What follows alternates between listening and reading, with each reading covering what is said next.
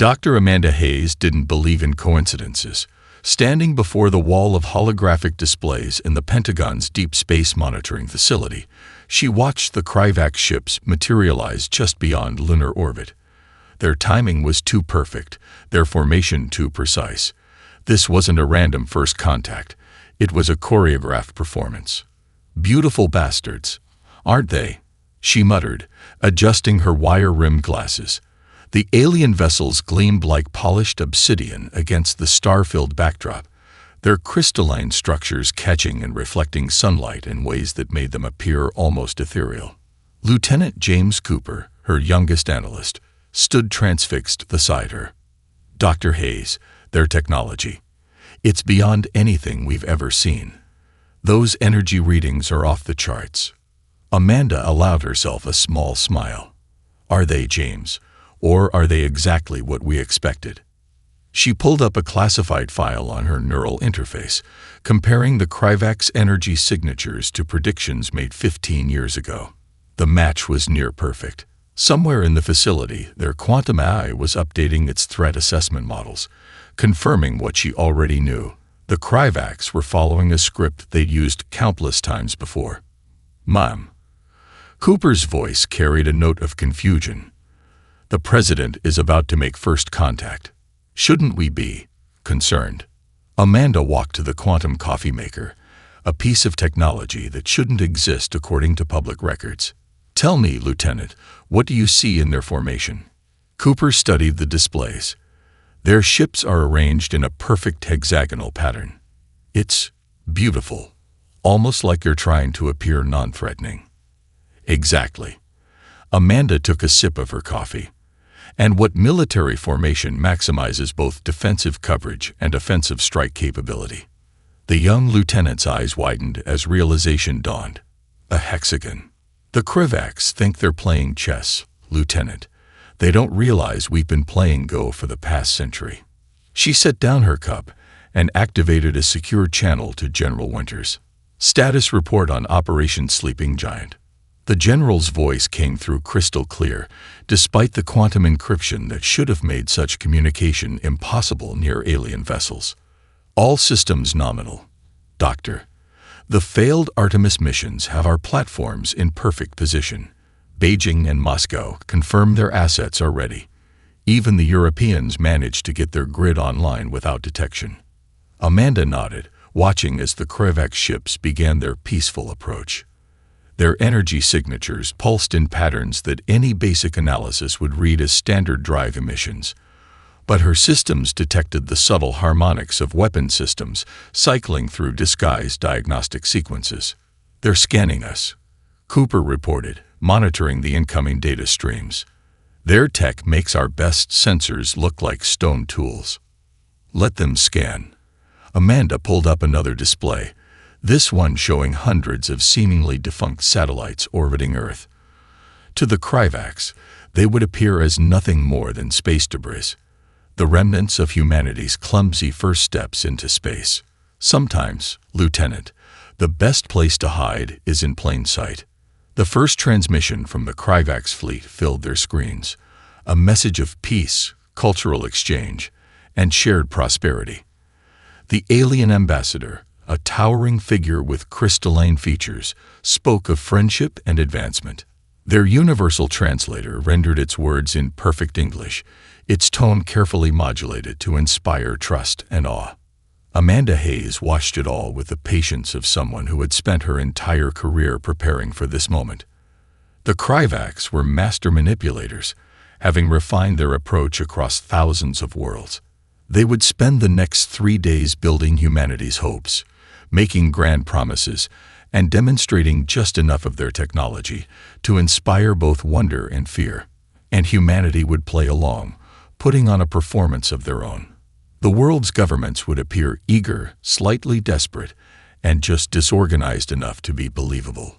Every official response had been carefully crafted decades in advance, designed to feed into the Kryvax's expectations. "Dr. Hayes," Cooper's voice was quiet. "Are we really ready for this?" Amanda watched as the first diplomatic shuttles began their approach to the International Space Station, right on schedule. "Lieutenant, Humanity hasn't survived this long by being unprepared. The real question is, are they ready for us? Colonel Jack Morrison had spent 20 years in the Marines preparing for moments like this. Yet nothing could truly prepare anyone for watching an 8-foot-tall crystalline alien transform from a dignified diplomat into what could only be described as a cosmic horror show. The Kryvax ambassador's hologram loomed over the UN General Assembly, its previously smooth features now jagged and threatening. "Your species has been found." Adequate. The creature's voice boomed through the chamber, no longer bothering with its earlier pretense of warmth. "You will surrender 30% of all planetary resources and accept permanent Kryvax oversight, or face immediate extinction." Morrison exchanged a subtle glance with General Rebecca Winters, who sat 3 rows behind him. She responded with an almost imperceptible nod as her hand moved to the quantum communicator disguised as a simple wedding ring. The emergency broadcast system would now be transmitting a very different message than the evacuation protocols the Kryvax expected. "This is not a negotiation," the alien continued, its crystalline form pulsing with barely contained energy. "You have 48 Earth hours to comply. Any attempt at resistance will result in the immediate deployment of our planet-killer weapons." The UN chamber erupted into carefully orchestrated chaos. Representatives shouted, demanded explanations, and called for emergency sessions, all according to the script that had been prepared decades ago. Morrison had to admire the performance. Even knowing it was largely theater, he found himself almost believing the panic. "The Kryvax Confederation has subjugated thousands of worlds," the hologram pronounced with smug satisfaction. "Your primitive technology cannot hope to resist. Accept our terms, and your species will be permitted to continue existing under our benevolent guidance." Morrison stood slowly, playing his part as the designated military representative. "And if we refuse?" he asked, injecting just the right amount of fear into his voice. The alien's form expanded, filling the chamber with a terrifying display of light and shadow. "Then your world burns. We will transmit coordinates for the resource surrender. 48 hours. Primitives. Choose wisely." As the hologram vanished, Morrison felt his neural implant buzz with an encrypted message from Dr. Hayes at the Pentagon. "Detection grid confirms their fleet is moving into attack formation. Right on schedule." The UN chamber continued its performance of panic and despair, but underneath it all, Morrison could sense the quiet efficiency of humanity's real response taking shape. Emergency protocols that had nothing to do with evacuation were being initiated worldwide. In his earpiece, General Winters' voice came through clear and calm.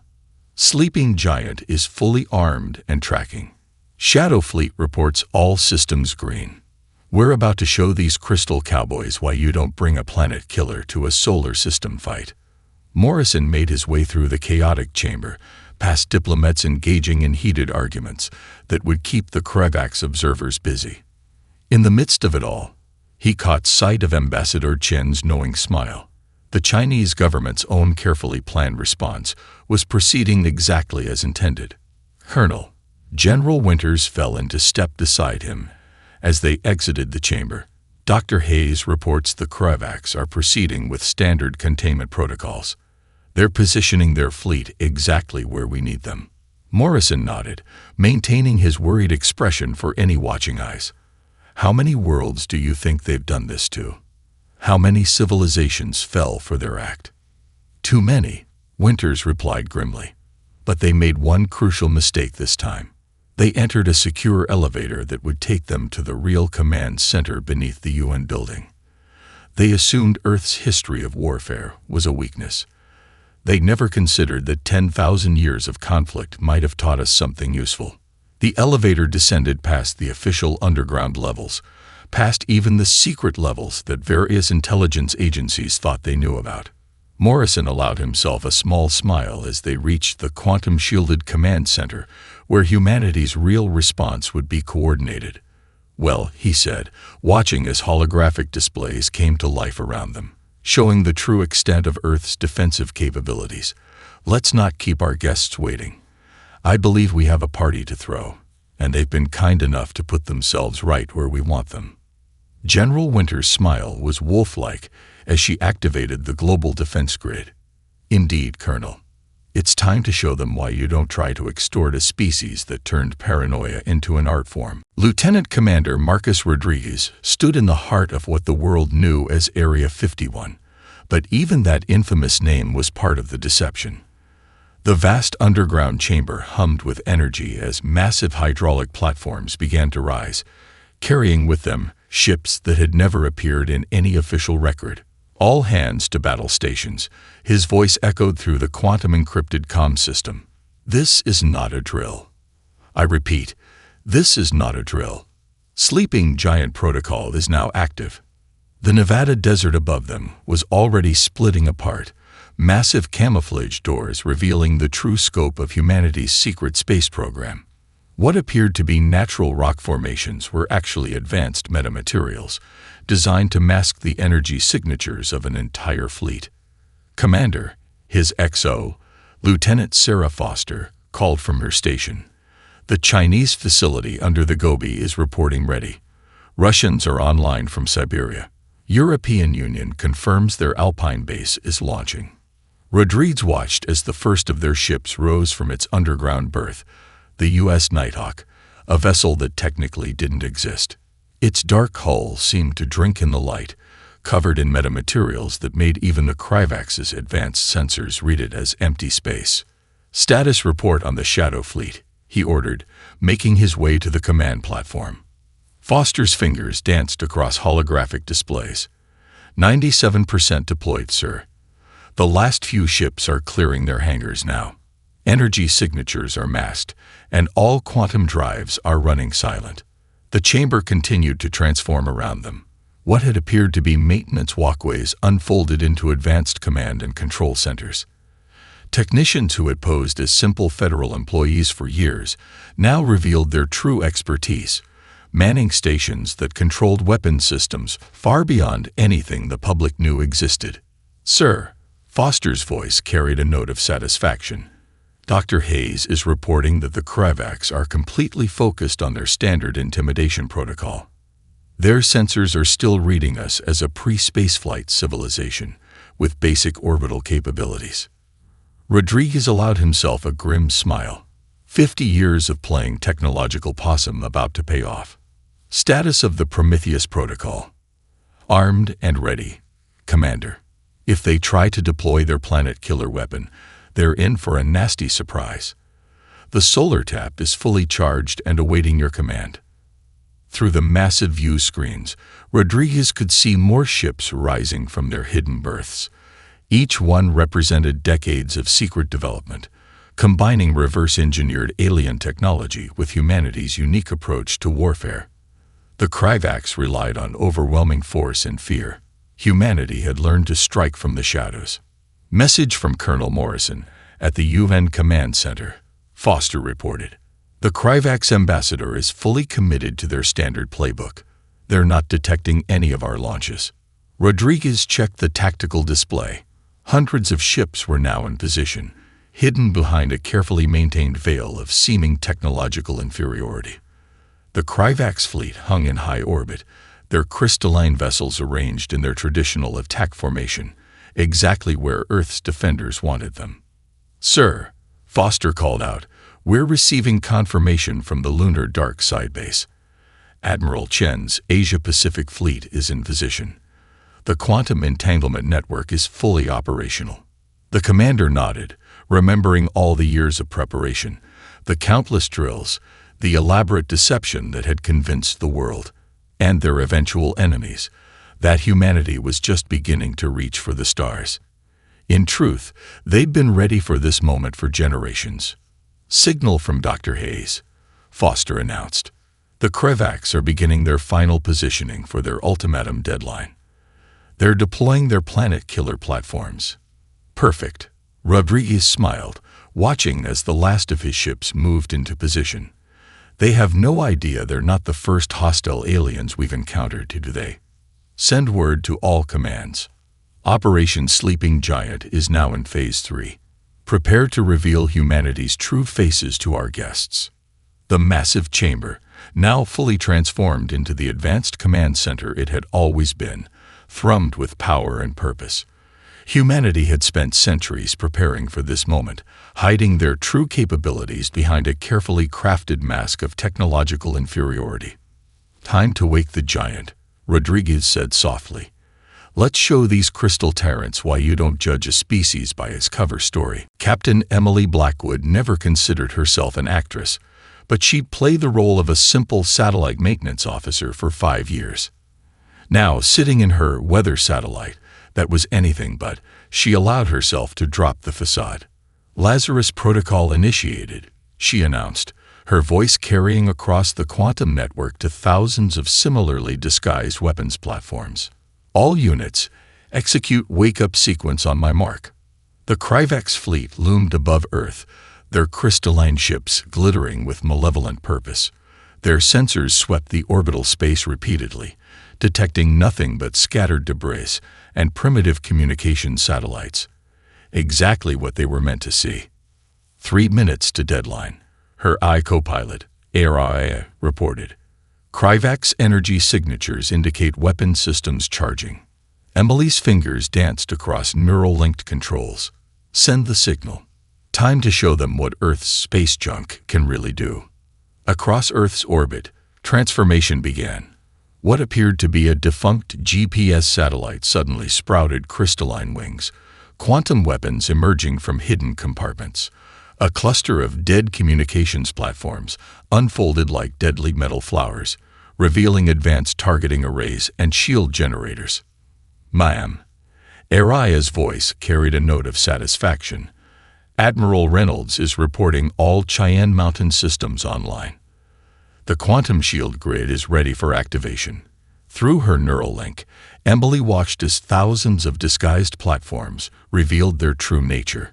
Decades of launches, each seemingly routine or failed, had positioned Earth's real defense grid. The Kryvax, so confident in their superior technology, had never thought to look closely at humanity's orbital garbage. "Signal from the lunar dark side," Araya reported. "Chinese-American Joint Base confirms quantum entanglement network is stable. They're feeding targeting data to all platforms." Emily smiled as her own platform completed its transformation. The humble weather satellite was now a state-of-the-art command and control node, its systems linked to hundreds of others in a web of quantum-encrypted communication. "Kryvax vessels are detecting the transformations," Araya announced. "Their energy signatures show increased activity. They appear confused." "I bet they are," Emily muttered. Status of the solar tap. Rodriguez's team reports full charge. The sun's magnetic field is primed and ready for weaponized redirection. The Kryvax fleet was moving now, their perfect formation showing the first signs of uncertainty. Their sensors, previously focused on the planet below, now frantically scanned the orbital space around them as more and more of Earth's debris revealed its true nature. "Message from their flagship," Araya reported. "They're demanding an explanation for," quote, "this primitive deception." Emily laughed. "Primitive? Show them primitive. Execute Protocol Thunder." Across the orbital theater, hundreds of platforms synchronized their actions. Quantum shields shimmed into existence, creating an interlocked barrier around the planet. The Kryvax's neat formation was now effectively surrounded by a web of advanced weapon systems that, according to their intelligence, humanity shouldn't possess for another century. "Admiral Reynolds is patching through," Araya announced. The Admiral's hologram appeared in Emily's command sphere. "Captain Blackwood." Reynolds' voice carried the weight of command. "The Kryvax are preparing to fire their planet killer. Show them why that's a bad idea." "With pleasure, Admiral." Emily's fingers flew across the neural interface. "All platforms, execute Containment Protocol Delta. Let's show them what humanity's been hiding in plain sight." The defense grid came fully alive.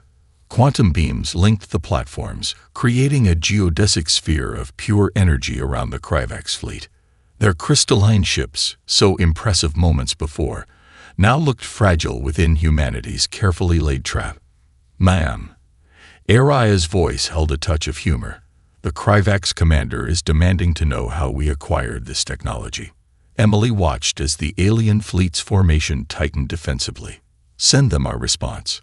Humanity's greatest weapon was never our technology. It was your assumption that we didn't have any. The orbital space around Earth blazed with energy as humanity's real defensive capabilities stood revealed. The giant was not only awake, it had never been sleeping. All platforms report ready, Aria confirmed. The Kryvax fleet is contained, awaiting your command. Signal all commands, Emily ordered, watching as the alien ships realized their predicament. The defense grid is awake.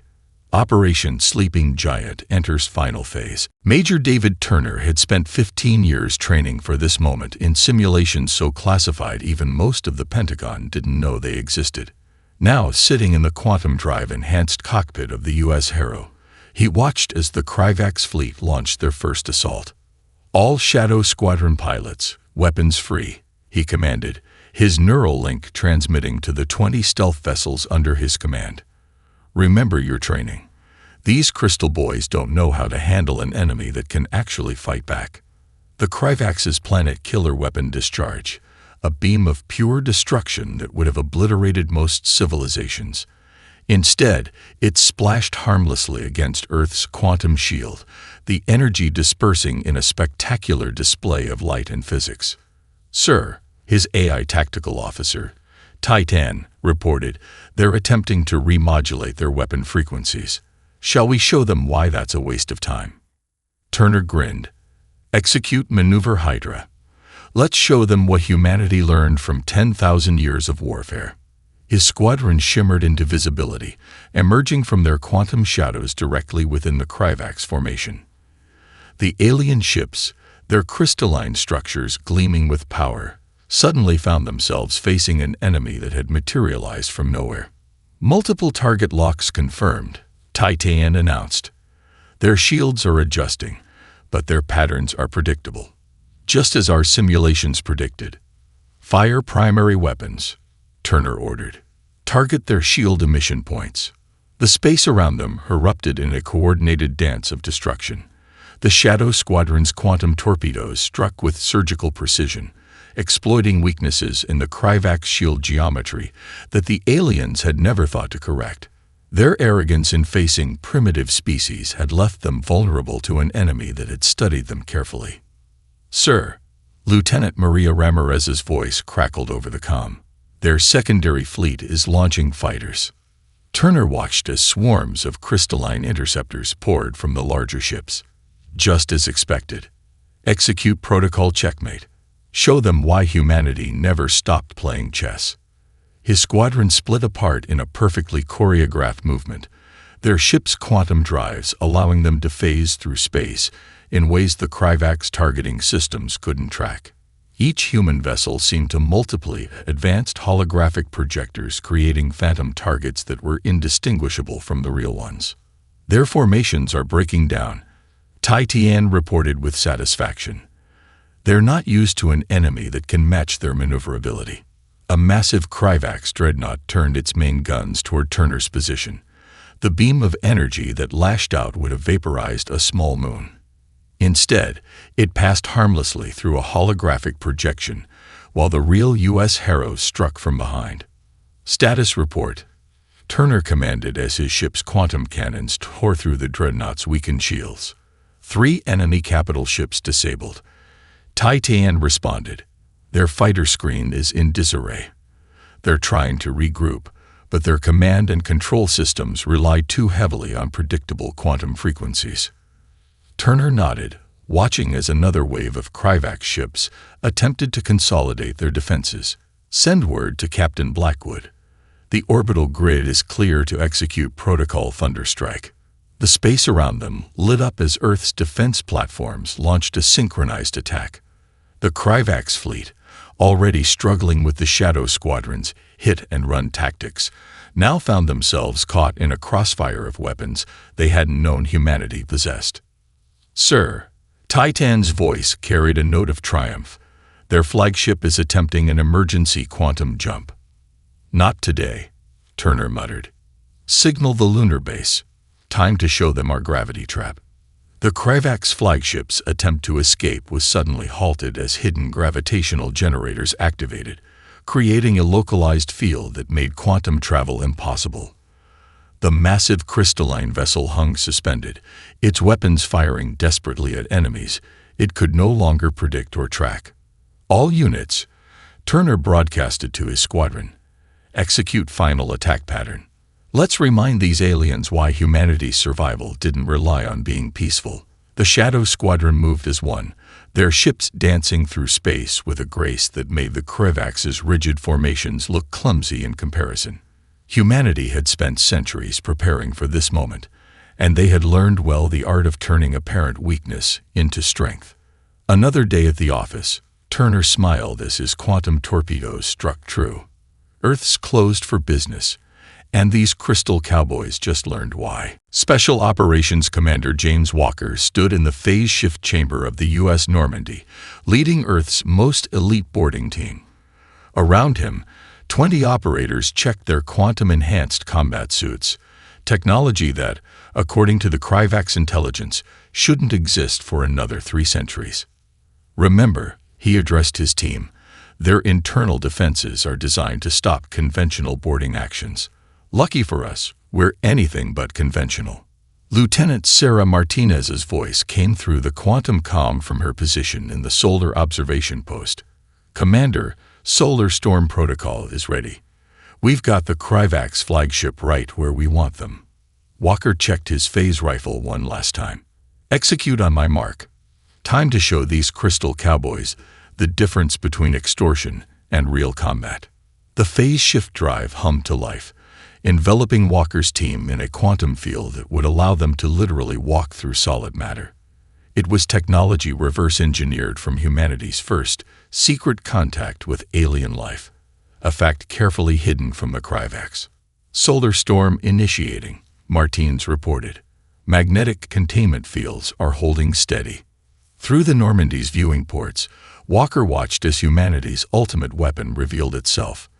The surface of the sun itself seemed to ripple as hidden satellites activated, channeling and directing its plasma in ways that defied conventional physics.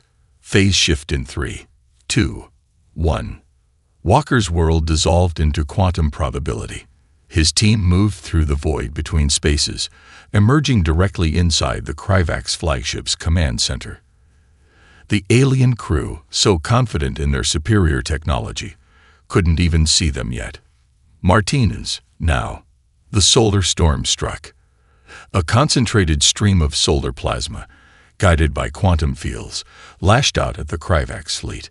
Their crystalline ships, designed to withstand conventional weapons, found themselves caught between physics they'd never anticipated and borders who could ignore physical barriers. "Breach points secured," Walker's team reported in sequence as they materialized throughout the flagship. "Engineering is ours. Weapon control secured. Bridge is locked down." The Kryvak's commander, a towering crystalline figure, spun in shock as Walker's team phased into solid existence around them. "Impossible," it bellowed. "Your species is primitive. You cannot possess such technology." Walker smiled behind his quantum visor. "Funny thing about humans," he said, leveling his phase rifle. "We tend to exceed expectations." Outside, the Solar Storm Protocol reached its peak. Lieutenant Martinez had turned Earth's star into a weapon, using it to herald humanity's emergence as a force to be reckoned with. The Kryvak's fleet, trapped between the solar plasma and Earth's defense grid, found themselves in a position they'd never experienced. Helpless. "Commander," Martinez's voice carried a note of satisfaction. "Their secondary ships are attempting to retreat. Admiral Reynolds asks if you'd like to demonstrate our gravity locks."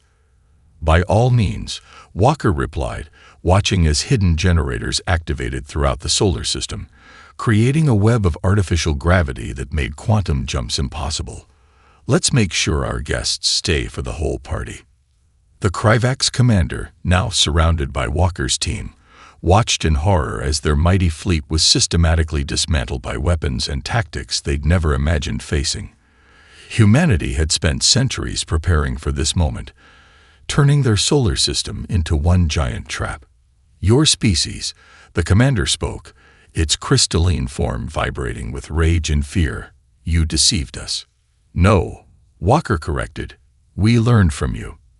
Every world you conquered taught us something. Every species you subjugated helped us prepare. We just waited for you to walk into our web.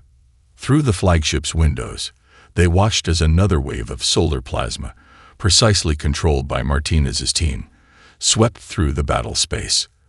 The Kryvax ships, their formations shattered, their tactical doctrine useless, could only watch as humanity revealed the full extent of their capabilities. Signal from Earth Command, Martins reported. Dr. Hayes says it's time for Phase 7. Shall we show them what else we've been hiding? Walker nodded, keeping his weapon trained on the Kryvax commander. Humanity's been playing defense long enough. Time to take this show on the road. Dr. Michael Thompson stood in the captured Kryvax flagship's data core, surrounded by crystalline memory matrices that pulsed with stored information. His neural decoder interface worked furiously, translating alien data structures into something human minds could comprehend. My God, he whispered, as the full scope of the Kryvax Empire's activities became clear. Admiral Anderson, you need to see this immediately. The holographic form of Fleet Admiral Rachel Anderson materialized beside him, transmitted from Earth Command via quantum entanglement. Talk to me, Doctor. What are we looking at? Thompson gestured at the cascading data streams. It's not just about extortion. The Kryvax have been systematically suppressing technological development across the galaxy. Any civilization that shows signs of advancing too quickly gets pruned. How many? Anderson's voice was tight with controlled anger. Thousands of worlds, Admiral. Some subjugated, others. He paused, searching for the right words. Others were made examples of. But that's not the most interesting part. Look at this data cluster. He pulled up a particular set of records, dating back centuries. They'd been watching Earth for a long time, but they completely misread us. Every time they detected a potential breakthrough in our technology, they attributed it to random chance or measurement error. Because they couldn't believe we'd deliberately hide our advances, Anderson nodded. Continue. Thompson moved deeper into the data core, his neural interface processing centuries of alien intelligence reports. There's more. The Kryvax aren't the only advanced species out there. They're just the most aggressive. There's an entire shadow war happening across the galaxy. Sir, Lieutenant Rodriguez's voice cut in urgently. We're detecting quantum signatures at the edge of the system. Multiple ships dropping out of FTL. Anderson's hologram tensed, but Thompson raised a hand. Wake, he said, studying the incoming data. According to these records, those signatures match the Aldari Confederation, a species that's been secretly fighting the Kryvax for millennia. Through the flagship's viewing ports, they watched as sleek, organic-looking vessels materialized. Unlike the crystalline aggression of Kryvax design, these ships seemed to flow through space like liquid metal. Incoming transmission, Rodriguez reported. They're congratulating us. The Aldari message played through the quantum comm. Children of Earth, you have done what none other dared. You saw the Kryvax coming and prepared. We have watched and waited and hoped. Now, at last, we can speak openly. Thompson's neural interface pinged with new data. Admiral, I'm finding references to Earth in restricted Kryvax files. We weren't their first target in this system. There was another civilization here, millions of years ago. The artifacts we found were left as warnings, Anderson finished. The ancient ruins on Mars, the structures under the lunar surface. They weren't just ruins, were they?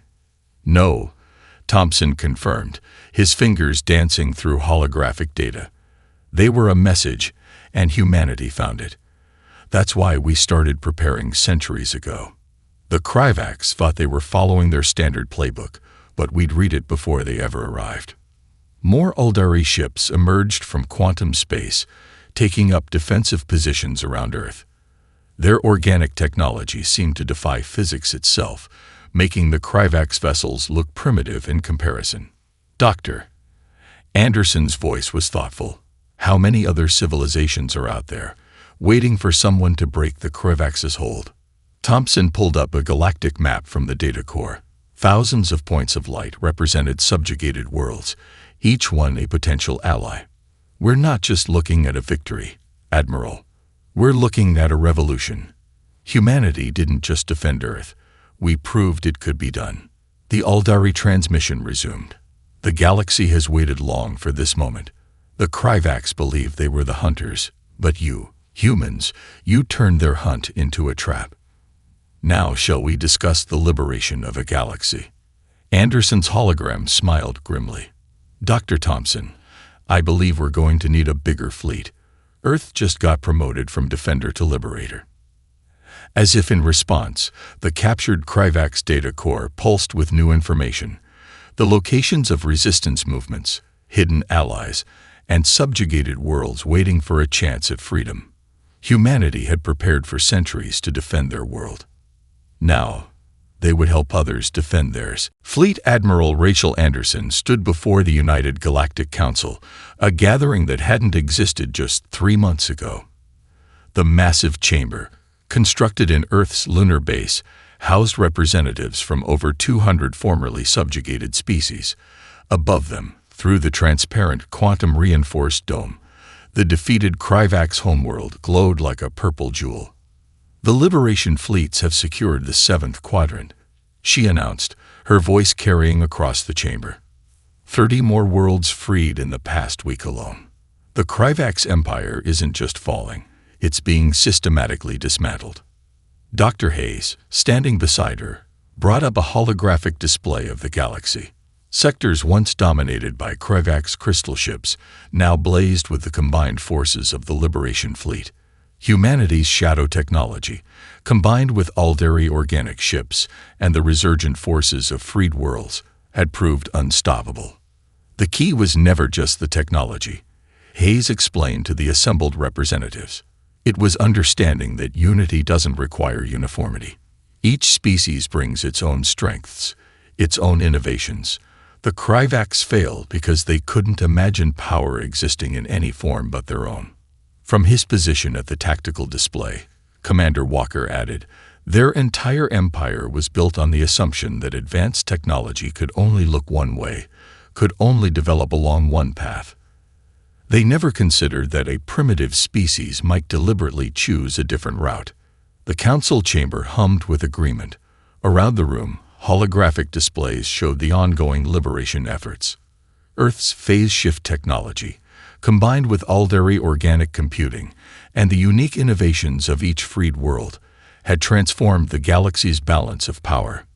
"We've received another transmission," Lieutenant Martinez announced from her station. "The Centaurian resistance has taken their orbital platforms. 3 more systems have declared independence in the last hour." Anderson nodded, remembering the desperate transmissions they'd received in those first days after Earth's victory. Once word spread that the Kryvax could be defeated, centuries of hidden resistance movements had emerged from the shadows. Humanity hadn't just won a battle, they'd sparked a revolution. The Kryvax believed that controlling technology meant controlling the galaxy. She addressed the council. They never understood that true strength comes from adaptation, from diversity, from the kind of innovation that only emerges when different species work together. The chamber's displays shifted, showing the combined fleet now orbiting the Kryvax homeworld. Earth's sleek shadow ships flew alongside organic Aldari vessels and the distinctive craft of dozens of other species. Each brought their own technology, their own tactical doctrine, creating a force that the rigid Kryvax military had never been designed to face. "We propose," Anderson continued, "the establishment of a permanent galactic defense coalition. Not to rule, as the Kryvax did, but to ensure that no species ever again faces extinction for the crime of advancing too quickly or choosing their own path of development." Dr. Thompson, fresh from decoding more Kryvax archives, stepped forward. "We've already identified 17 species who are on the verge of achieving quantum technology. The Kryvacs would have targeted them within the next decade. Instead, they'll be welcomed into a galaxy where diversity of development is celebrated, not suppressed. The council chamber erupted in approval. Representatives from worlds that had hidden their true capabilities for centuries now stood openly, sharing their innovations, their unique perspectives on science and warfare. The age of crystal tyranny is over, Anderson declared. But our work is just beginning. There are still worlds to free, civilizations to rebuild, and a galaxy of possibilities to explore. Humanity stepped onto the galactic stage by refusing to be extorted. We'll help build its future by refusing to let anyone else suffer the same threat. Above them, through the lunar dome, they could see Earth shining like a beacon. Humanity had prepared for centuries to defend their world. Now they would help defend others, not through force or extortion, but through cooperation and shared strength. The Kryvacs thought they were the most advanced species in the galaxy. Anderson smiled. They never understood that true advancement isn't about having the biggest ships or the most powerful weapons. It's about having the wisdom to use your strength to lift others up, not hold them down. The United Galactic Council rose as one, a symphony of diverse species united in purpose. The age of crystal tyranny was over. The age of shared innovation had begun.